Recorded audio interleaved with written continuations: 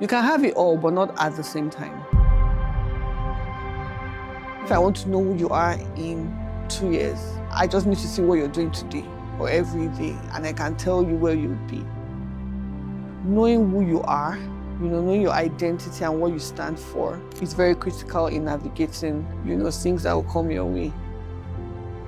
Whether you like it or not, life is moving on. Do what you have to do today.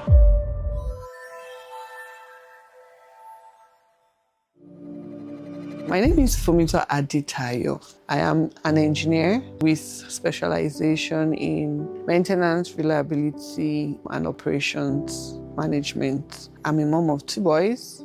I love to interact with youths and teenagers in my spare time, really just helping them discover who they are.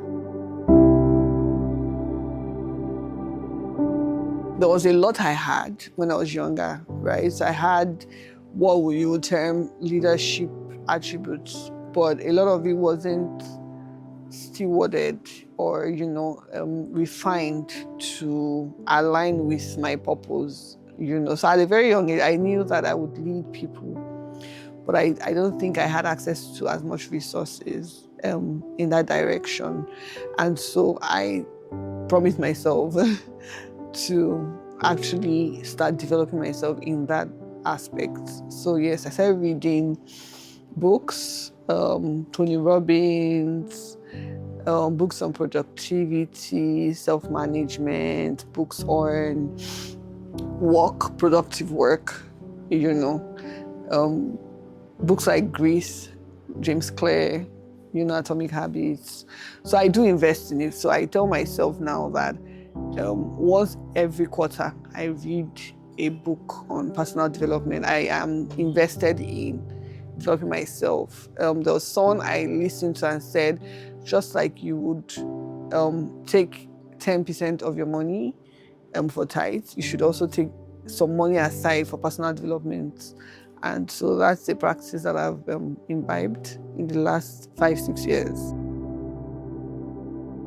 I think the first lesson being a mother opened me up to is the fact that you have to think beyond yourself. You have to think about somebody else. You have to think about the effect of what you do or what you don't do on the person, and that really is mind-blowing, because I'm then able to appreciate my parents and some of these things or decisions I saw that they took, and I felt, they could have been maybe better at their career.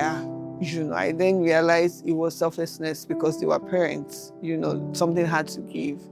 Well, I believe that's one of the major things motherhood or being a parent will teach you. The other thing is intentionality. We would say that what you do every day literally becomes your habits, and then it defines who you are. So people would say that if I want to know who you are in 2 years, I just need to see what you're doing today or every day, and I can tell you where you'll be. I think it's the same thing for children. Children are not made in terms of character-wise. We have to be intentional in building, the character we want in our kids. We have to be intentional in, what values we instill, right? And for me, that has taught me also to really understand why I do what I do.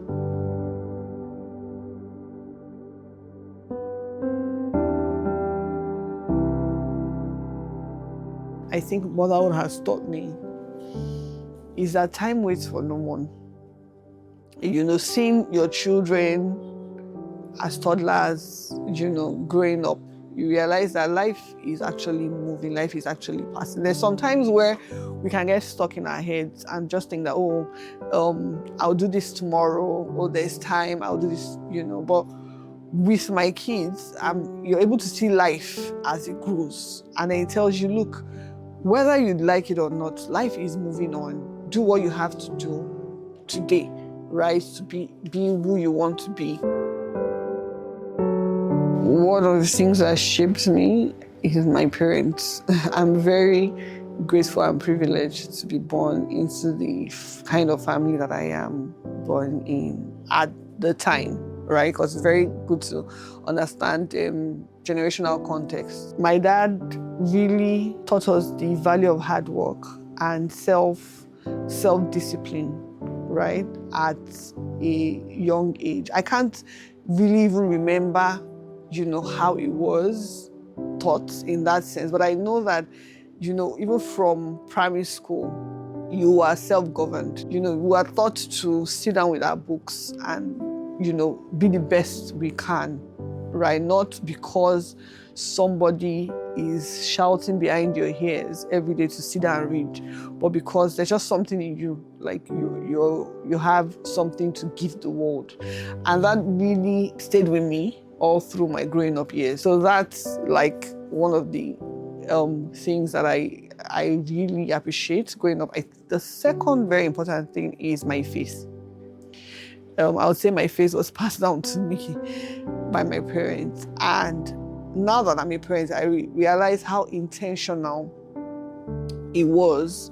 My parents were in sharing their faith with us, in guiding us, right? And not in a restrictive way, but I remember that my dad was sort of like he's sort of like a minister, right? And we could walk up to him and have conversations and questions about God, and he would answer. There was that openness to question things, to really understand, to explain the scriptures to us, even though we were very, very young. And that really shaped, me, because entering in secondary school, I think by my GS3, I became born again, right? And of course, that really helped. So 2 legacies, I would say: self-discipline and faith.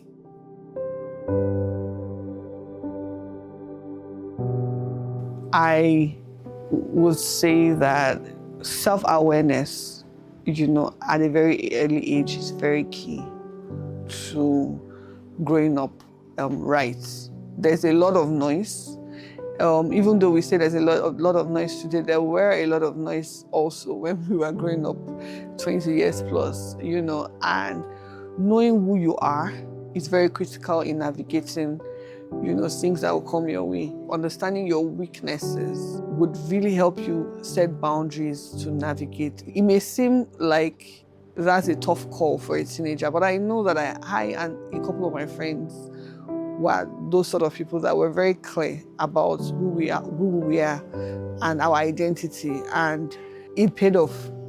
I'll just say it paid off. So my younger self, or any young person listening to this, is know yourself, understand who you are. You might not understand the full breadth of it because we get to learn every day, but understand who you are, understand your weaknesses, your strengths. Your strengths, you should develop it to become sharper, but your weaknesses are actually opportunities for growth. So I would say a very controversial one. In our time, an assertive girl was seen as a weakness.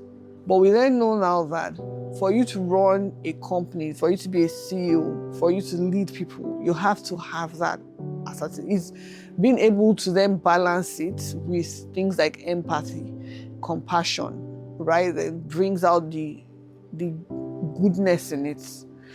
So a lot of times, yes, we may focus on weaknesses as necessarily bad things, but there are a lot of strengths or nuggets hidden in it if we can frame it and work on it, develop it to be something good. So it's just like they will say, like a diamond is rough, right? If you see a diamond in its raw form, you would see, oh, this is a stone, you throw it away. But it takes the right person to chisel out the beauty in it. So weaknesses are opportunities for growth. You can have it all, but not at the same time. There's a time for everything.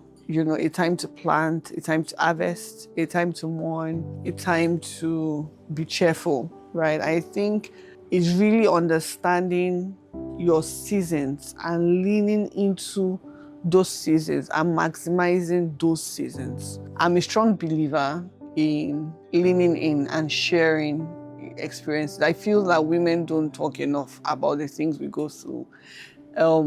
Of course, there are a couple of reasons for it, safe spaces, but I also believe that why should someone go through the same thing I did when they can learn from my own experience, and that has somewhat emboldened me to share, maybe not the whole world, but I'm very deliberate about talking to people, about things I learn, so if I'm learning about parenting, for instance, join the parenting academy. Sure be it, I would drag 5 of my friends in. There was the time I learned about finance, and investments, drag my friends in because it's very important that we grow together. It's very important that we learn together and lean into our individual experiences to be a better person. So yes, we need to talk about things more. We need to find safe spaces where we can truly let down, and share.